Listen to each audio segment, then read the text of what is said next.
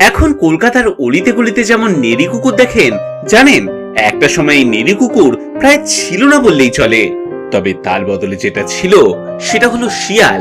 সেকালের কলকাতায় শিয়ালের বড্ড উৎপাত ছিল।